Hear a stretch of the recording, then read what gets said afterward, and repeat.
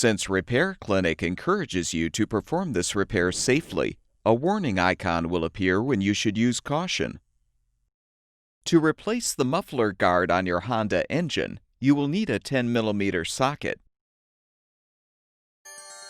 Before you begin the procedure, make sure the engine and muffler have cooled.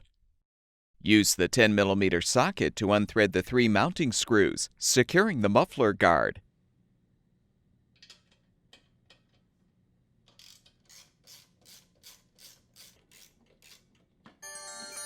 With the screws unthreaded, you can remove the old guard.